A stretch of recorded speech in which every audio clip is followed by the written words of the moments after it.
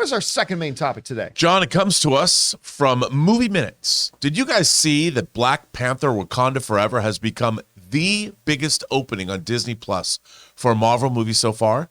That means it beat out movies like Thor 4, Doctor Strange 2, Eternals, and Black Widow. Do you think this means the movie may be a little more popular amongst fans than we originally thought? Thanks. All right, Movements, thanks a lot for sending that in. And yeah, of course, Black Panther Wakanda Forever is now out on Disney Plus, made its debut the other day. And according to, well, at least Disney, because there's no official numbers from anywhere else, but Disney is telling us that it is the biggest premiere for a Marvel film on Disney Plus so far. This comes to us from the folks over at Variety, who wrote the following. Black Panther Wakanda Forever is the most watched Marvel film premiere on Disney Plus across the globe based on hours streamed in the first 5 days, the company announced Monday. Black Panther Wakanda Forever, directed by Ryan Coogler, who is amazing, launched on Disney Plus on February 1st after its theatrical debut, November 11th, 2022.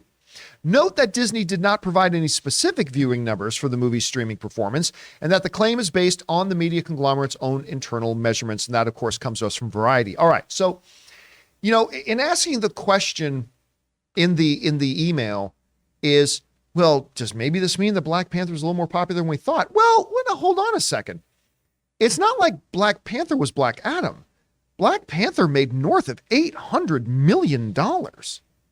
And again, as I constantly have to remind people, when people, inevitably people who don't want to look anywhere beyond the surface say, well, the first one made a lot more. Well, yeah, because the first one had its main star and the first one had its main character. Anytime in the 6, 7, or 8 examples in Hollywood history, when they've tried to do a sequel or follow-up film without the main character and without the main star, the movie takes a significant dip in box office. Significant dip in box office. So it was there. Black Panther Wakanda Forever was not going to make $1 billion without Black Panther and without Chadwick Boseman. It just wouldn't, right? The fact that it still made over $800 million is very impressive. And to put it into context, if I'm not mistaken, that means the movie still made more money than Thor: Love and Thunder. And Thor: Love and Thunder made a pretty decent amount of money. Mm-hmm. Doctor Strange 2 made more money, but not a lot more money. So for it to come out and then become the biggest streamer, I don't think it's that much of a surprise. This is still a very beloved franchise with one of the world's great directors right now. Full disclosure, I did not love this movie. I didn't think it was nearly as good as the first, but then again, the filmmakers were faced with an impossible Herculean task of trying to put this movie together without Chadwick, without T'Challa. I mean, I don't know how you could have done a better job. But I didn't end up loving it, and that's fine. But I think this is a not surprising thing to hear, that it debuted as its biggest opening on Disney Plus for a movie that played theatrically. Anyway, Rob, you heard about this numbers from Disney. What do you think? Well, I think, first of all, Disney Plus has more subscribers now than it's ever had. Oh, that's true. Yeah. So it doesn't surprise me that's a good point. They keep adding, and also it's still I mean, to go back to this, the representation that Wakanda Forever represents, the fact that you have a predominantly Black cast, this is a very important thing. And I think when people have easy access to watch this, I think those numbers go up because that audience is there, and the more they see the film. Also, the Latin audiences with Namor, and we have our changing demographic, especially domestically here in this country.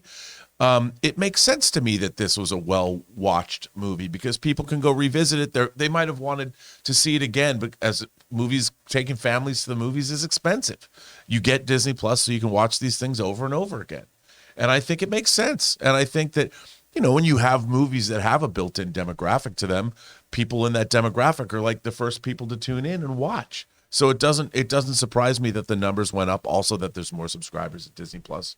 And, this movie, I'm just saying, both Black Panther and Wakanda Forever mean a lot. They mean a lot to people. And I would imagine that I would love to see the analytics over like 6 months because I'll bet these movies get watched more than, say, Doctor Strange. Right. But, maybe. I don't know. But I would imagine so. And I think rightfully so. And I think it's great. I mean, it's really cool to hear this. It's cool to hear that, look, for all the people talk about, and we'll talk about this shortly, but the Marvel Universe and Phase 4 is alive and well. hearing that The Eternals has done much better on streaming. Surprising. It was the number one streamed Marvel movie of 2022, which is still a very surprising. I'm happy to hear it, but Me it was surprising. too. And I think that because, look, when you have all of the Marvel movies together, I think that, we're so harsh about our judgments.